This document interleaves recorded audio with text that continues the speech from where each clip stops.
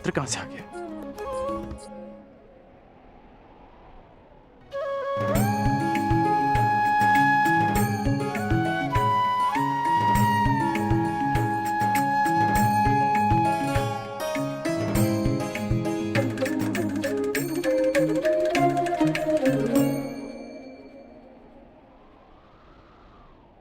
आपके मन का ये प्रश्न भी मैंने पढ़ लिया अंगराज। यात्रा कितनी लंबी होने वाली है ये यात्री कहाँ जानता है। इसीलिए ऐसे समय के लिए ये माखन मैं हमेशा अपने साथ रखता हूँ। ये मुझे ऊर्जा और स्फूर्ति देता है और साथ साथ मन भी सचेत रखता है। खाओगे? खा लो। ठीक है, तुम इतना कह रहे हो तो खा लेता।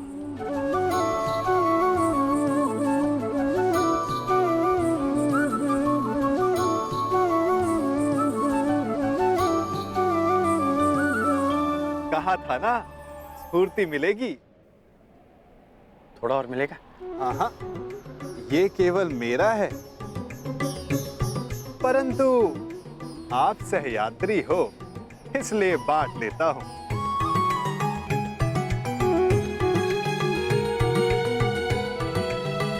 कभी सुना है आपने कि माखन और दूध में शत्रुता हुई है? इस बात का क्या तात्पर्य है मैं समझा नहीं। क्या पूछना चाहते हो? यही कि वासुदेव कृष्ण से युद्ध करने क्यों जा रहे हो?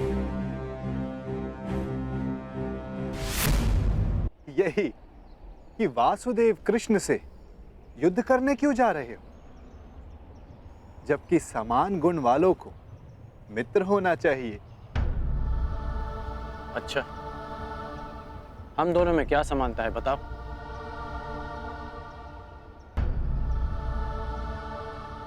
एक बालक जिसको जन्म किसी और ने दिया, पाला किसी और, जो बालपन से ही अन्याय और अधर्म से लड़ता आया हो, जिसका लक्ष्य अन्याय का नाश है,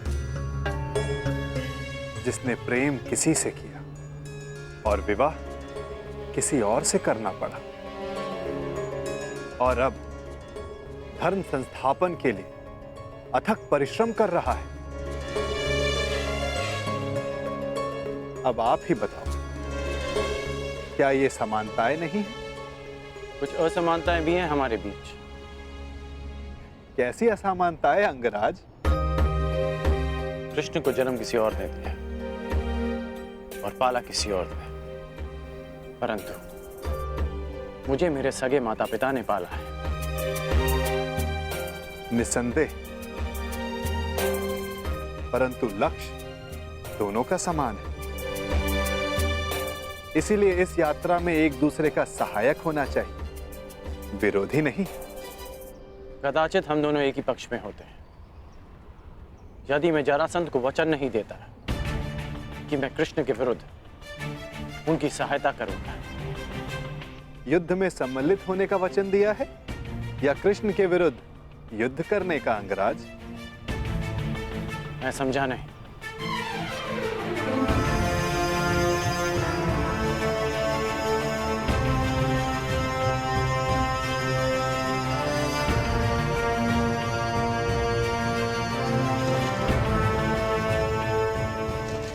जिस प्रकार आंगन में बीज बोने से पहले ये जान लेना चाहिए कि उससे फल मिलेगा या कांटे, उसी भांति वचन देने से पहले सावधान रहना चाहिए।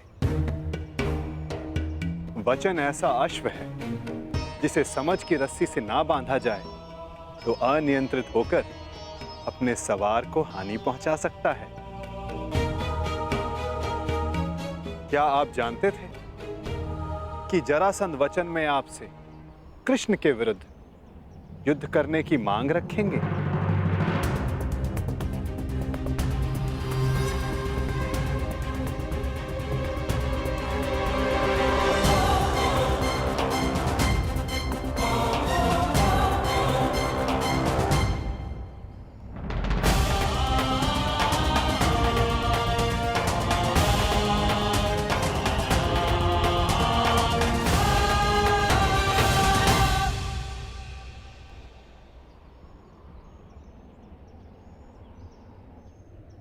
मैंने अपना कार्य पूरा किया अंगराज।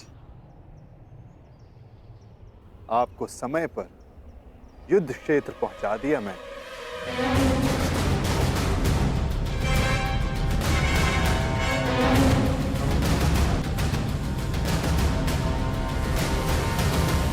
आवश्यक भी था, क्योंकि हम दोनों के यहां आने से पूर्व युद्ध प्रारंभ नहीं हो सकता था। तो आपको लगता है कि जरासंध आपके बिना युद्ध नहीं करेगा? मेरे बिना जरासंध युद्ध प्रारंभ कर सकता है,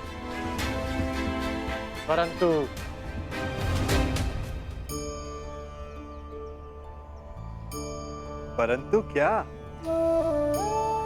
कहे दीजिए अंगराज।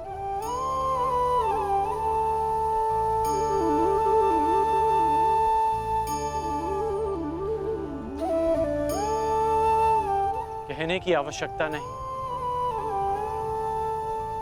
सारथी हैं आप, सचेत भी हैं, तो अपने रथी का मन पढ़ लीजिए। सारथी का कार्य पूर्ण हुआ, परंतु रथी की तीसरी परीक्षा अभी शेष है।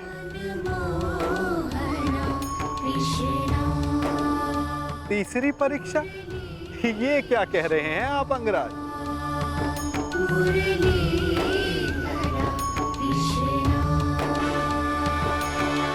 वही जो आप ना समझने का अभिनय कर रहे हैं।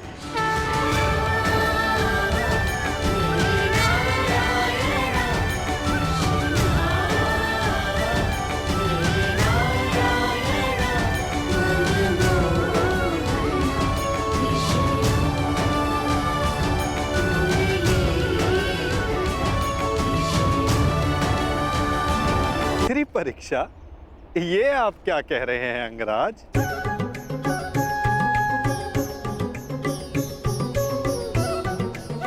वही जो आप ना समझने का अभिनय कर रहे हैं।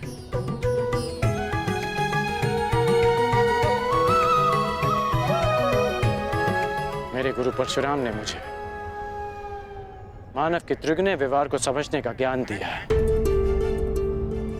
मानव का व्यक्तित्व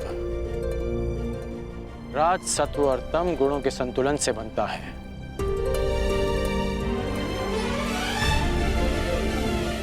कहते जाओ अंगराज, मैं सुन रहा हूं।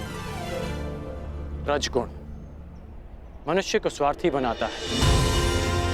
इसके प्रभाव में मनुष्य अपनी सुविधा के लिए दूसरों को कष्ट देता है। इसलिए मेरी पहली परीक्षा में लक्ष्य प्राप्त करने के लिए मुझे जल जीवों का नाश करना था। परंतु तुम रजगुण के प्रभाव को संतुलित करने में समर्थ रहे। और दूसरा गुण है सत्व गुण, जो मनुष्य को पवित्र बनाता है। उसमें दया, प्रेम जैसे गुणों का संचार करता है। परंतु उस पर नियंत्रण ना रखा जाए तो ये भले बुरे में अंतर करने की मति हर लेता है। मनुष्य को हर ओर अच्छाई दिखती है, वो आभासी शांति को सत्य समझ लेता है और बुराई का अंत नहीं कर पाता। हाँ, परंतु तुमने सत्वगुण को भी नियंत्रण में रखा। आभासी शांति का आवरण भेद दिया। मेरे प्राणों की रक्षा के लिए तुमने उस सर्प का वध किया। हाँ, और अब मैं तीसरी परीक्षा की प्रतीक्षा कर रहा हूं, तमोगुण की परीक्षा।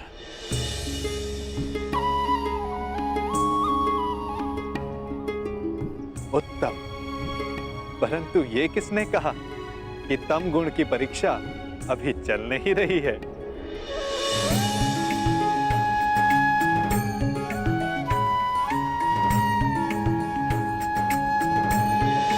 तमोगुण अंधकार के भांति हमें भ्रमित कर देता है।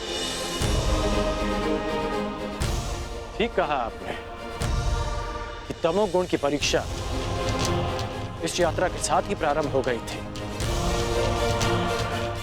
इस यात्रा के प्रारंभ में ही मेरे सामने एक भ्रम का, एक माया का आवरण बनाया गया। परीक्षा ये थी कि मैं इस आवरण के पार देख पाऊंगा या नहीं। अति सुंदर। तो कुछ देख पाए अंगराज?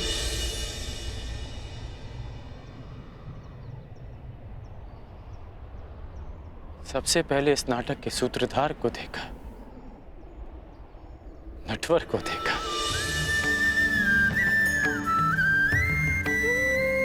फिर उसे भी देखा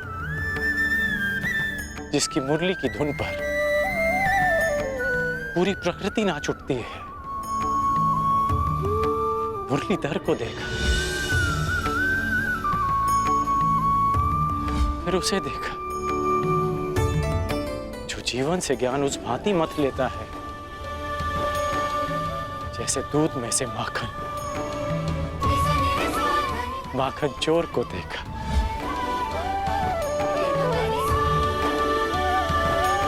और फिर उसे देखा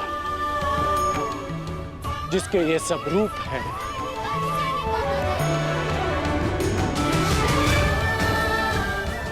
वासुदेव। मैंने वासुदेव को देखा।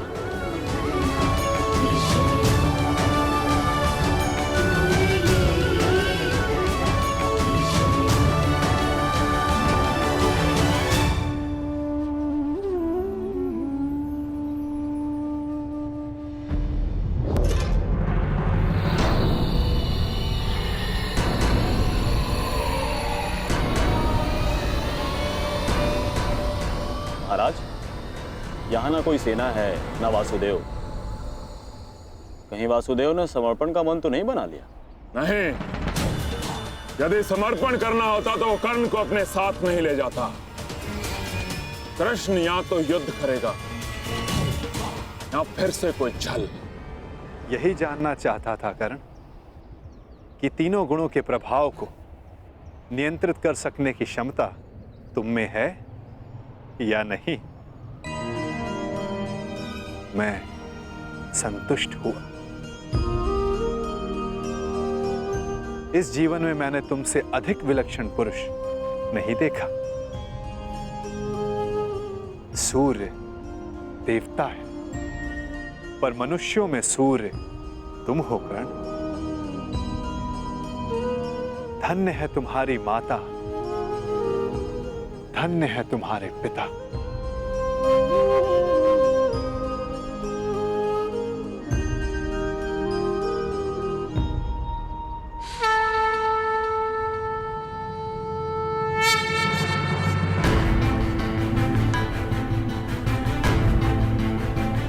युद्ध की पुकार आ गई है कर्ण। मुझे जाना होगा। युद्ध में सम्मिलित होने का वचन तुम पूरा कर चुके हो। अब यह तुम्हारा निर्णय है कि तुम मुझसे युद्ध करोगे या मेरे पक्ष में रहोगे। जो भी निर्णय लेना सोच समझ कर लेना कर, क्योंकि आज का लिया गया निर्णय भविष्य का निर्धारण करेगा।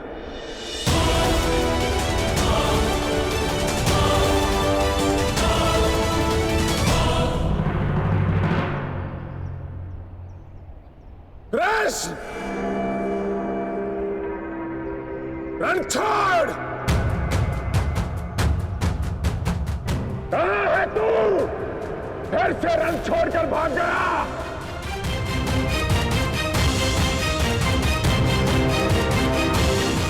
देख रहे हो, सबके समक्ष खड़ा हूं मैं, फिर भी सब मुझे ढूंढ रहे हैं, पुकार रहे हैं।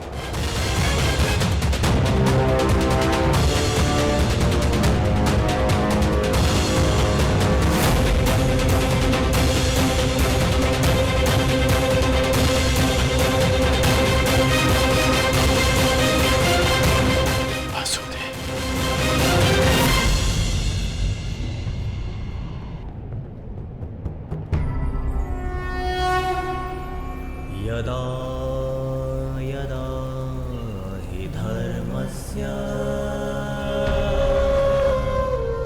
ग्लानिर्भवति भारत